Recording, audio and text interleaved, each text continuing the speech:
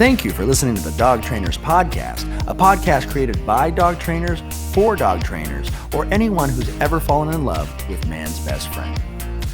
I want to go back to kind of this, can they safely or effectively train their dogs topic?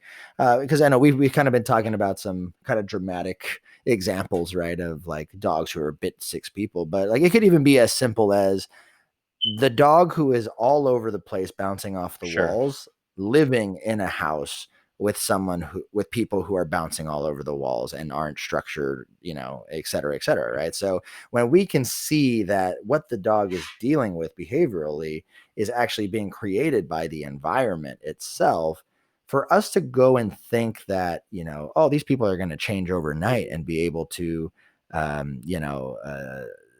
follow a certain protocol and management system and all this stuff, and then they'll be able to do it. That's really wishful thinking, right? There's no way that all the hope in the world can make that happen. And so it's just something to really keep in mind, where can owners safely and effectively train their dogs in that environment? And since you bring that up, I'm going to piggyback because that's an excellent point, right? So, okay, you're right. Let's talk about some less extreme examples, but let's stay on the topic of safety. And as we said with the group classes, not all lack of safety is just because the dog is aggressive. Okay, so let's talk about an example that's way toned down, but very much an issue of safety.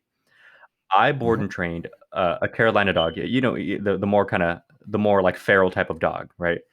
So out here in Phoenix, Arizona, in the Central Valley of Arizona, there's like Native American reservations. You know what I mean? And so working with a lot of rescues, like I do as part of the Phoenix Metro Chamber Foundation, shout out, we take on a lot of dogs that are from the reservation, a lot of Carolina dogs. And so, because they're just kind of feral and we pick them up. And so Carolina dogs, one thing that I've been noticing with them, they're highly trainable. They're smart. They're hardly like aggressive or anything like that. But man, they are super escape artists. They have huge anxiety because they're like very feral. Like even the bloodline of Carolina dogs, if you guys look up a Carolina dog, it's an interesting breed. And so they have a hard time crate training, at least the ones that I've dealt with so far. And you get into potential risk there. The dog could escape. The dog could hurt themselves in the crate. The dogs could, I had one destroy one of my crates. And like, as a trainer, I'm sure everybody who's listening has dealt with this where it's like, dogs will bend up the crate, but it's still workable. So you bend it back and you live with it, right? Until it's like gone, right? Just to save cost. So this dog, man, destroyed my crate, no longer usable. And it pulled in, like not only pulled the bars and bent them around, it broke some off to the point to where there's like sharp bars sticking inside the crate. And I'm like, oh shit. Oh, and by the way, this happened within a matter of like 25 minutes because my girlfriend was home and she called me and was like, hey, get your ass home now. So, so the owner, I recommended that they get like one of those heavier duty crates, the one that doesn't really have bars that the dog can like grab onto, because I don't want them breaking their teeth. I don't want them like, there's all these different opportunities for things to go sideways.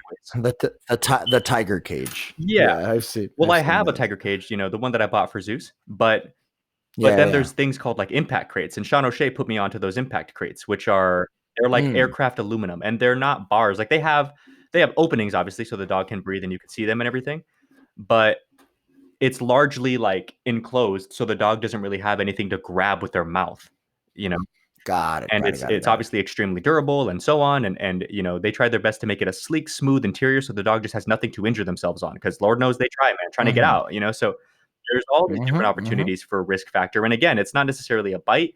If you're bored and training that dog, it's like, how do you call the owner and be like, hey man, I lost your dog. Hey man, your dog, hung himself with you hear those weird horror stories of like his collar got stuck on this and that and blah, blah, blah. Oh, so grim. But yeah, I just wanted to mention that, but we can move on. Yeah. I think it takes experience, and it definitely takes, courage and confidence in yourself as a dog trainer for us to just maintain complete honesty with them. Right. I think, when we're dealing so far, we've talked about price points and just different behaviors that exist, that kind of affect what programs may or may not benefit the dog and the owners, for their goals. But, we have to be completely honest with what we know to be true in the process of dog training, because sometimes people, they have romanticized ideas about how dog training should work, or they have, they under or overestimate the amount of work that needs to be done. They under or overestimate, what how much time that they have and realistically whether they'll be able to have it or get it done. And this kind of brings me to our third topic that we want to talk about, which is like the owner's availability or capacity for training in general. And I guess kind of just to start this off, there are people that we meet that just don't naturally have what it takes to train a dog, right? Or to train their dog, right? And there could be so many different factors. It could be emotional blocks. It could be their nature. They could just be very, very sweet. The girl that I'm dating right now, we have a very sweet story, but she's a lover. She loves her dog so, so much. And it's her first time she's ever had a dog. And she doesn't, I wouldn't say she spoils it because she does some of the protocols and stuff that I tell her, but it's not her nature to tell this dog what to do on a regular basis, which isn't horrible. But there are some people who have problematic dogs that their nature could not necessarily handle or train that dog without professional help. So what other things do you think would affect kind of the owner's training capacity? The owner's time. Does the owner even have the time to do it? Because again, you consider the owner who's like, yeah, I can do this. I'm a nurse. I work 46 hours a week. So it's like, yeah, you might have to go with something a little different there. Does the owner, you're kind of talking about, does the owner have like the capacity in terms of personality, right? Like, could they do it? I think a lot of it also comes down to, does the owner even see the problem? Because a lot of times that's an issue. And that was a story that I, just before we got on, I was telling you, I just wanted to touch very briefly. And it was, I just got a call the day before yesterday, I want to say. And it was by a very nice guy named DJ. DJ says, "Hey man, I wanted to look into your training programs for my neighbor." And I go, okay. I'm a little confused, right? So I'm like, okay, sure. So he's telling me the story, and the story goes, my neighbor has an aggressive pit something mix, has bitten other dogs in the neighborhood already, has gotten into it with other people in the neighborhood for this reason already. Mind you, this is the neighbor, not the guy who called. And my neighbor and I aren't really friends. I don't really like the guy for different, different reasons. Like, not Okay. right. So I'm sitting there on the phone like, okay. So he's like, so here's the thing. Is there something I can buy for him, like a package or like a gift card or something, to where I can give to him in hopes that he'll just go with it and just do the training? And That's and this awesome. is what I told him. I was like, "Look, man, you're such a nice guy, but let me tell you why that's not gonna work. Because I don't really care what your guys' friendship is like or why. If he's not looking for training, you can buy him the most prestigious dog training program in the world. He's gonna maybe do it and then not do anything with it. Because obviously he doesn't Right. recognize that there's a problem. Otherwise, he would be looking into training, as he should. Right. And people are funny like that, especially if you guys aren't friends and you're like, "Hey, I bought you lessons with a dog trainer." They're just gonna be like, "Who said I need lessons?" They're Yeah, right. immediately they're back. You trying to tell me Yeah, something? What? immediately they're back to stuff. They're like, "Well, you know what, Phil, mow your lawn or whatever." And it's like, "Look, man, Yeah. let's not Yeah, make you this suck. emotional." But That's people funny. are funny like that. So it's like, "Look, man, I can appreciate what you're trying to do. I think that you're the greatest guy ever, but save your money. Don't." Yeah, that is funny. That's a really, really funny story. Um, all right, cool. So owners training capacity, right? Do they have the time? Do they have the personality or the capacity to be able to take care of the problems at Right. Do they even hand? see the Um, problem? yeah, do they even see the problem? I mean, and also I think it's kind of part of capacity, but like patience. Like I've met people who are just so impatient with their animal, be it a puppy, be it a dog they just rescued, whatever it is. They're just impatient, impatient, impatient. And there's been so many times that really like our job as trainers is just to try and buy the dog a little bit more time so that they can actually impress their Right, owners, right. right? So these are the main variables that we see. So price points definitely affect the type of programs we offer. What the dog's actual behavior is, that affects what kind of recommendations we can make, and what is the owner's availability like, what is their patience like, their personality, what is the training capacity of the owner. And so these are all the three variables that we have to take into account when thinking about different programs. I guess, Mariano, I kind of wanted to just riff some questions off of you, and maybe you could riff some questions off of me, Yeah. because every program that are common in dog training, they have their pros and they have their cons. So if we were to talk about, let's say, private training, Mhm. right? What is a pro and what is a con in your eyes? It doesn't have to be one for one, just as many as. So, what are some pros that you think private trainings offer Okay, people? pros.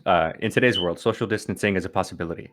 Scheduling is a lot easier because you're not dealing with a group of people. You get to keep your dog at your house. Um, in my case in particular, I don't know if I know, actually, I do know that there are a lot of trainers that don't do this. And I know you do too. Um, I give Hmm. them actual homework, written out homework, Hmm. Hmm. because Hmm. for a lot of people, sometimes they're just like, here, do this, this for the week. And so people are like, okay. Um, so I'm going to put that as a pro, not a con, because I do give homework, and I know you do too. And I think if you guys are listening, write up homework. Um, Hmm. Other pros, let's see. Even if it's just a text or an email, like that, Correct, just document that homework. correct. Because I'm not gonna waste too much time on it. But we did an episode called "Moving Through Phases of Training," and owners don't know how to do that. You can show them how to do this, and you can show them how to do that, and they won't. Most times, they won't take the initiative to move from this to that. If you write out the homework, it's like, look, man, today do this, this, this, and then tomorrow we're moving on to corrections. You know, so Right.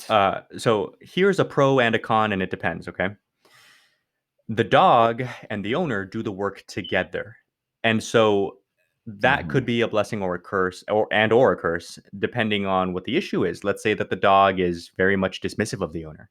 Well, that means that the owner is Hmm. going to have a little bit more of an uphill battle than we would, Mm. but the owner gets to Hmm. go ahead and earn their stripes with the dog, and you get that relationship under control. Um, Yeah. Another pro is from the trainer's perspective. Let's keep it real. It's less time. It's less risk. It's less overhead. It's less all kinds Hmm. of stuff. You make more money per You the make hour. more money You per the know. hour. That's 100% true. Um, Yep. and frankly, it's just kind of easier. Like sometimes, I don't know if you're the same as me, Brent, or if anybody listening is the same as me. And mind you, guys, I just moved here, so I'm still kind of getting settled in terms of client base, and I've been very lucky with how quickly my client base has been growing. Um, my year fluctuates. Right now, I have 4 board and trained dogs with potential for like 2 more that I've been talking to on the phone lately. But like a Hmm. month ago, I had no board and trains, but just private lessons like crazy. Hmm. And Hmm. I got to be honest, man. Like in a busy day of privates, when it's just your dogs at home, it is kind of nice to come home and know the work is done. Whereas it's Hmm. like today, I only had 1 private, but considering the drive and blah blah blah, and it's still warm out here, by the way. It's still 100 plus out here. So, uh, you're driving all day, you're in the sunlight, you get home, and you've still got your dogs to work. You know, and so Hmm. like Hmm. there are some pros, and and then for the owner's perspective, again, if you just kind of share the workload, one owner, one dog, and you guys do it all versus one trainer training however many dogs. Um, Right. some obvious cons: the trainers don't get as much hands-on time with the dogs. For Right. that reason, a lot of things can't be offered. Like I know, at the kennel that you and I used to work at, and I do something similar. I forget if you do too these days. Is board and train, as long as you complete your follow-ups, you get a certain guarantee of follow-ups. You Hmm. can't really Hmm. do that kind of thing with privates, because essentially, if you're doing No. hour-long lessons, that means you get 6 hours with that dog, and that's Yeah. about it, right? Yeah. So Yep. the owners are another variable that the trainer has to account for. Like if you're telling your dog or your owner how to socialize and blah blah blah, you potentially get that text message of like, "Hey, so my dog bit that other dog at Starbucks today," or Hmm. But just to name a few.